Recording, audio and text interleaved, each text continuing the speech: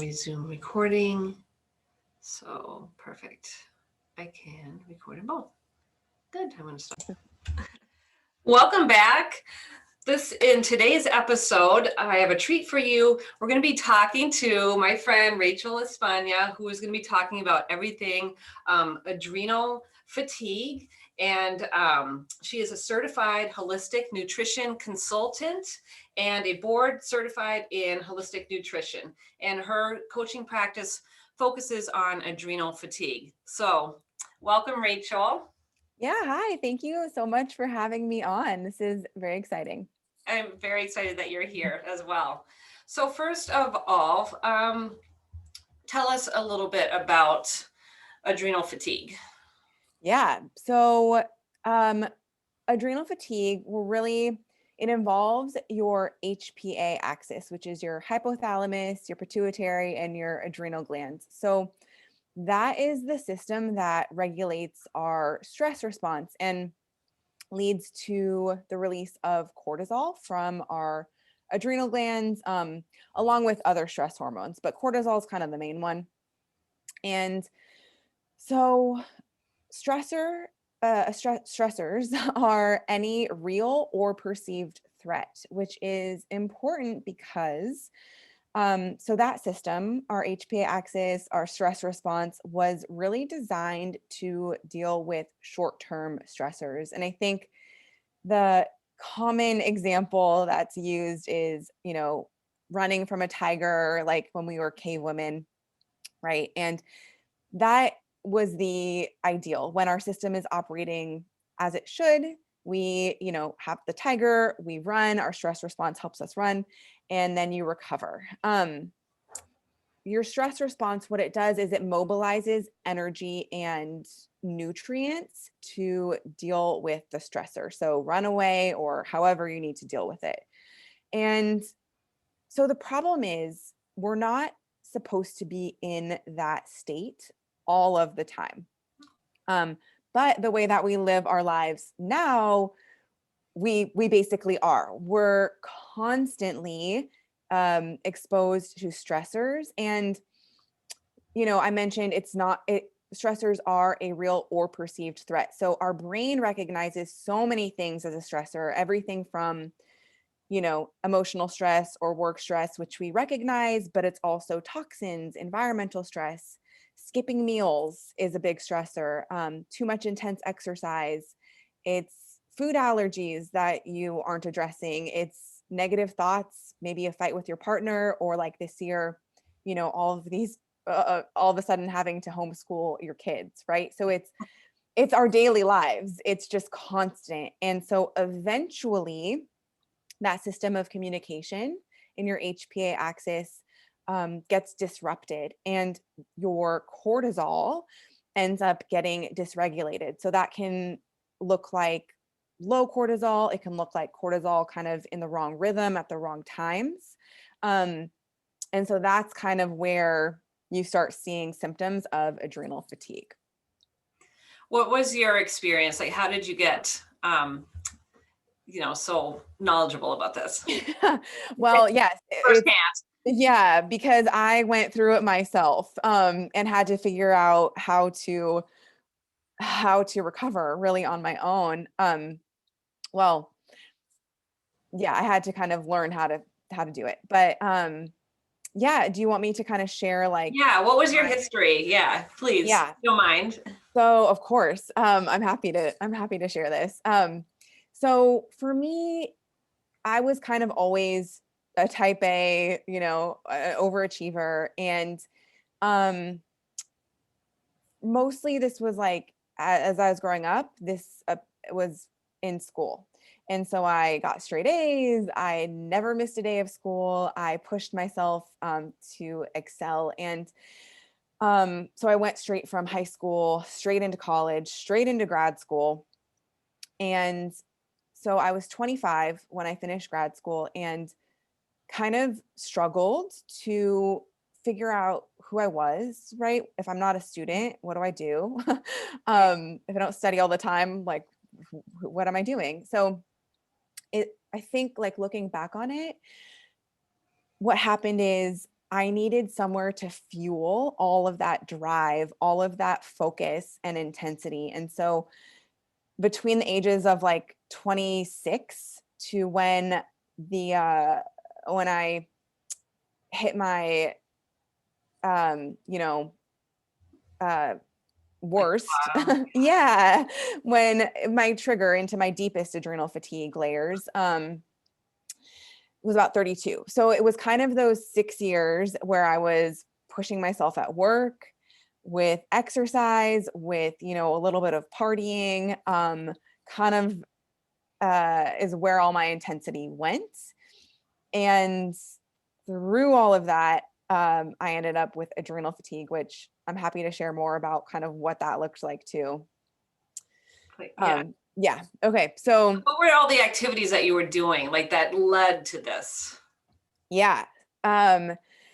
So first of all, with work, I was working a lot. I um worked all the time. I worked on weekends, I worked nights, and for a lot of that time period, I had multiple jobs.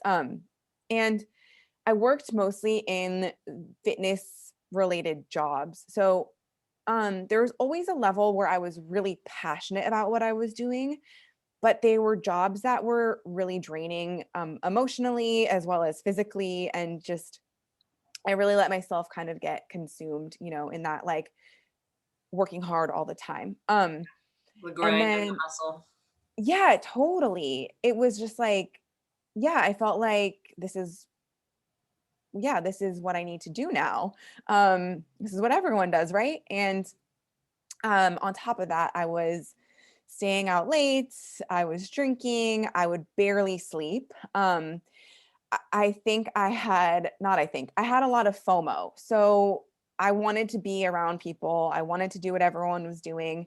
And it's funny because I kind of just realized too, like I'm an introvert. So for me, being around people is also takes a lot of energy. So I'm sure that was another layer of it. And then exercise. Exercise was a really big part of my eventual tipping point because um so like I said, I was working in kind of a fitness environment, different ones over that time period, but it I started to push myself more physically. So I started leading a run club, which pushed my own running into uh, like more intensity. So I started training for races, mostly half marathons, but then I would do like crazy like 2-day relays and The Tough Mudder. Ragnar. Did you do Yes, I did Ragnar. I did 3 of those, yeah. Yeah. So fun, but like it just got more and more and more intense. And I was pushing my body to the extreme, where, you know, on top of working a lot, on top of going out. And I remember feeling like, this is so amazing. Like, I have so much energy. I can be nonstop and I don't need sleep. And like, wow, like I'm thriving. Yeah. And, you know, eventually started to see some warning signs, but I kind of pushed through that. And especially when it came to exercise. Yeah. What were the warning signs that you like thinking back now? Yeah. So, well, some of the first things, I mean, I think one of the first signs was there would be days where exercise made me feel tired instead of energized. And I mean, I was doing a lot. Like during that time too, I also was teaching yoga sculpt and spin classes. So I would run, I would take a class, I would teach class, like sometimes all of them at once. So of course I was exhausted, Yeah. but yeah, I started to feel just that fatigue instead of it energizing me. Um, I felt bloated and inflamed, because, you know, I mean, working out that much is very inflammatory, not sleeping, all of that stuff. But of course, that pushed me more because it feels like you're gaining weight. Um, I've always had some issues with digestion, but it definitely got a little bit more aggravated as some first signs. And I just kind of felt like my muscles felt heavy, was a little more achy when I would work out. Those were some of the earlier signs that I didn't pay attention to. Right. Right, because everybody feels tired and is a little sore. Exactly. That's exactly it. And I think that's so common because all of those things have become so normalized where it's like, oh, everyone's like dragging through the day. Everyone needs 10 cups of coffee to get through the day. Or And that saying, "Did you die?" yeah, yes, exactly. Exactly. So it's very common to push through. And I think, I mean, my case is probably like a lot of people that I talk to, like you just, it's when your body finally shuts down all the way that you're like, oh, I need to do something about this. Yeah. Yeah. Did that happen?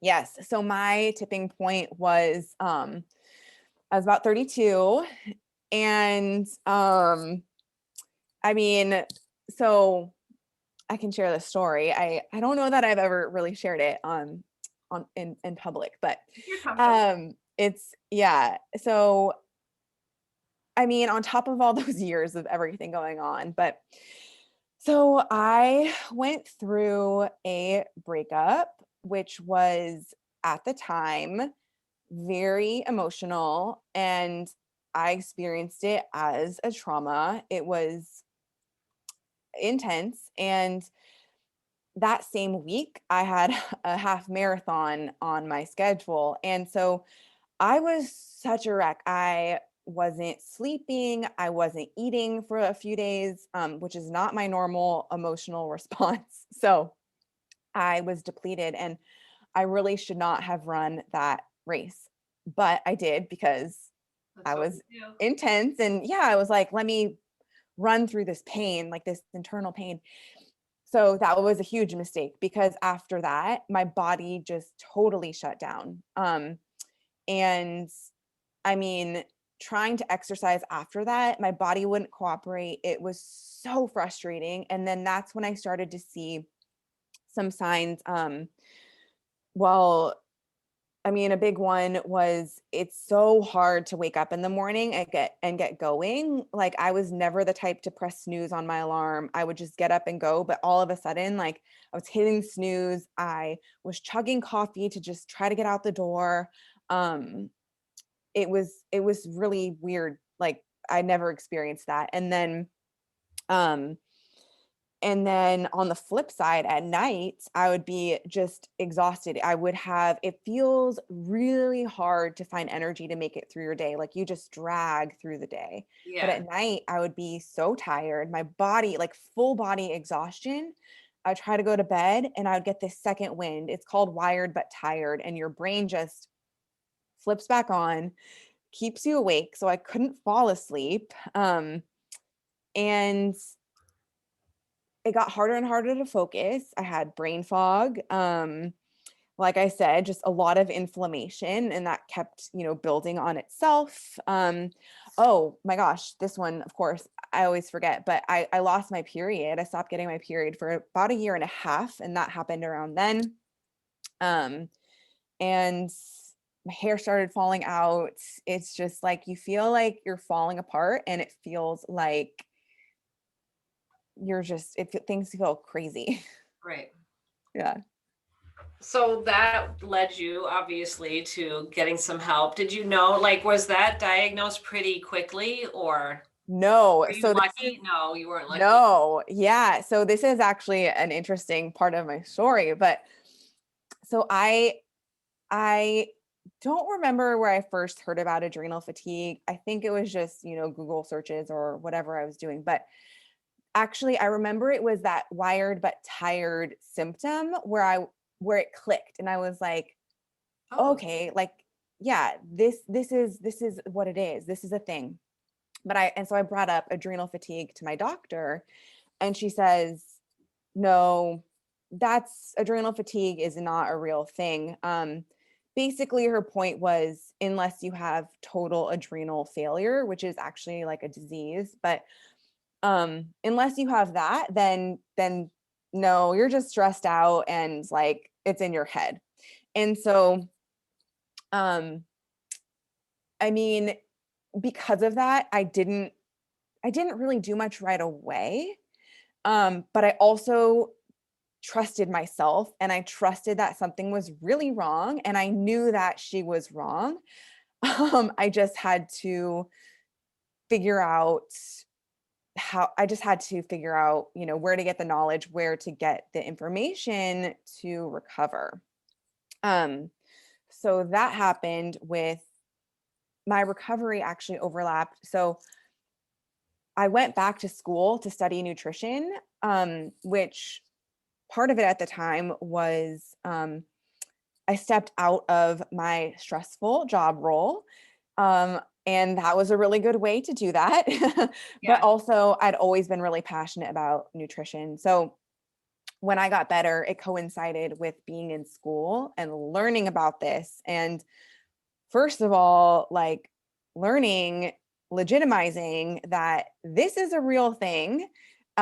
We learned about adrenal fatigue and all of the root causes and how to address all the imbalances. And I just remember thinking, oh my gosh, like I was right, you know? Yeah. Um, Even being acknowledged for that yeah. must be just so like, you know, Yes. And instead of that, being discounted, like, no, that's not it, like how stressful is that? yes. And questioning myself. And I mean, really, questioning, it just feels very lonely. And that's a part of now what I'm so passionate about is helping other people make this connection and say, like, it matters. You matter. Like you feeling these things, like, yes, pay attention to it. So yeah, it definitely was um a stressful part of the process, but I'm Yeah. also grateful because it fueled my passion. Right. Right. How long did it take, like, Mm. for you to feel better? Like, once it was that you figured out that that's what it was, like, what does that process kind of look like? So it definitely took me a little longer. I'd say like a year to a year and a half until I was like, oh my gosh, I'm doing these things again that I never thought I would do. But you know, it depends. Like for most people, it really depends. It depends how soon you're addressing it, but I'd say more like 6 months to a year is about average. So yeah, it definitely takes a little bit of time and the right strategy. Right. Right. Which is, um, so what are like some of those early symptoms? I know you said like not feeling, like getting up in the morning. What are some other Mhm. common symptoms in case somebody's wondering if they might be Yeah. experiencing that? Yeah. So I think some things to pay attention to are, yeah, like how do you feel in the morning? Do you feel like you need more and more coffee? Um, Who doesn't though? I Just kidding. know, especially these days. But yeah, that was a big sign for me. I was like all of a sudden like 1 cup to 2 cups to, you know, um, and I think another early one is often brain fog, just having a hard time focusing, feeling more overwhelmed with even like day-to-day stressors, being emotional about things you're not usually emotional about, anxiety, starting to feel like little hints of anxiety, which can then get more intense. That's something I talk about a lot with my clients actually. And then you start to see a little bit more of the sleep um, disruption. Um, and then some other things that can be connected that I also think women ignore are hormonal changes. So for me, I lost my period, but sometimes it's more intense PMS. Sometimes it's just feeling like things are off, but brushing it aside. Can also affect your thyroid and so your metabolism, and like I said, like feeling that inflammation or weight gain, especially around your like belly area. And just this feeling of like constant like tired behind the eyes, fatigue, dragging. It's just like all day and you feel like there's nothing you can do to feel better. All right. Yeah. So- It's really not fun. right. That doesn't sound fun. So then what would you do? Like, what's the process? Like, how do you start? I mean, do you address the nutrition? Do you address sleep? Is it lifestyle or is it just all of it? Yeah, I love that question. And it really ends up being different for every client depending on their root causes, but I do think that you kind of want to look at the foundation first. So first of all, like your adrenals are really your foundation for all of your other hormones. So, focusing on your adrenals will start to resolve other problems with your hormones, with your sleep. So I do like to start with nutrition. Um, but along with that, so okay, well, first of all, like with nutrition, I really like to start with adding foods, adding the nutrients and resources that your body really needs to not only um, support your body under stress that it's dealing with, but also you have to rebuild because by the time you have adrenal fatigue, you're really depleted. Yeah. So people actually usually need a little bit more food than they are currently eating. So not always, but usually. Um, and then, so I really like to look at that first, giving your body what it needs. And along with that, I look at gut health and digestion because first of all, it like gets overlooked a lot, but if you cannot digest your food, then you're not absorbing the nutrients that you need. And that's an underlying, problem. And for actually, that was for me a big part of what I needed to do. That was like a huge aha moment in school learning how much stress affects your digestion. And I realized, oh my gosh, like I'm spending so much time trying to eat well, trying to eat like fuel myself properly. And I can't even absorb these nutrients. Like, oh my gosh, so um I do feel like that's always a good place to start and is a good segue to just kind of get to know clients that I'm working with and yeah, Perfect. Yeah. yeah. Do you find that people that because we're talking about this type A overeater, Mm-hmm. I'm sorry, overachiever, undereater. So is it pretty common that they're pretty low calorie? I mean, not So always, but it's yeah, yeah, I not always, but I definitely have seen that pattern come up and um yeah, or it's either like intentionally, kind of eating lower calorie, or sometimes it's just people are really busy and so they skip meals like not totally intentionally, but also like I'd say a lot of people there's always some kind of stress or fear around eating more. yeah, So yeah, I'd say it trends more towards that direction. right. And the busyness. Everybody's so busy. Yeah. Like, Yes. I don't have time to eat. I'm like, okay. Yeah. So that's something I talk a lot about too, is just being prepared, keeping it simple. And it's amazing because people start to feel so much better, just having regular meals and snacks available. It's just that alone, I see it cause, a huge, you know, not necessarily a transformation, but it ends up really Stepping benefiting stone. them. Yeah. Yeah. Stepping stone. That's a good way to look at it. I love So, it. yeah. So, I know you have a whole program and a whole Yeah. protocol that you go through, but you also have a freebie that you could offer for somebody. I do. So I have it's a 5-week adrenal fatigue roadmap. And it's a weekly email where I just cover a different topic and then leave you with an actionable step you can take because, the way that I look at it, it's all about those small changes week by week.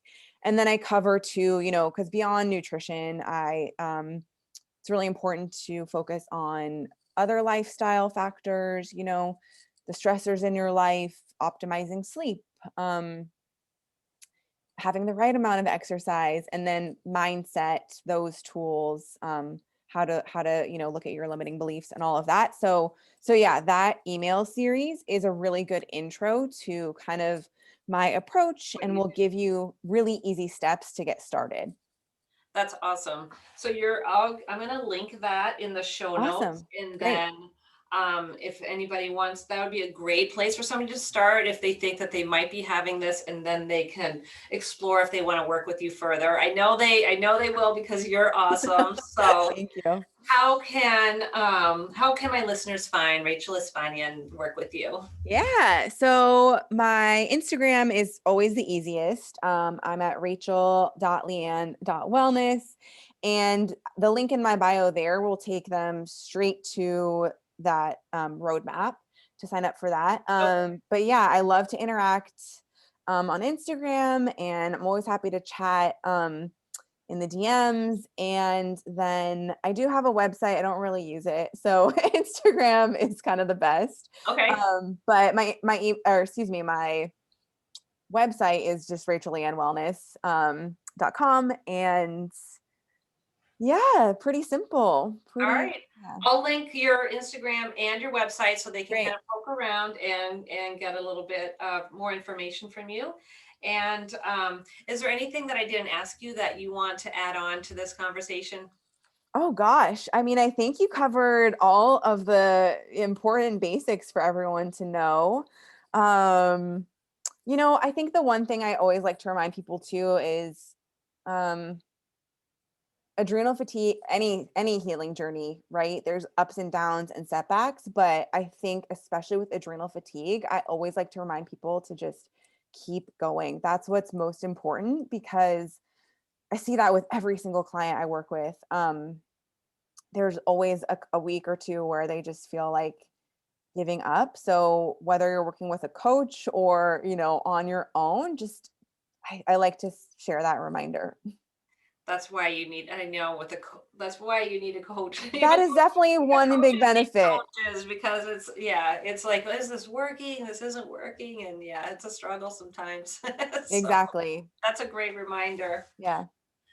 Rachel, thank you so much. I totally appreciate you coming on, and I know the listeners are going to get some great value from this. So I hope you have a great day. You too. Thank you so much for having me on. It's been an honor. Bye. Bye. All right, we stopped. All right. That went Ooh, well. I think it stopped yeah. anyways. It's just, oh, here we go.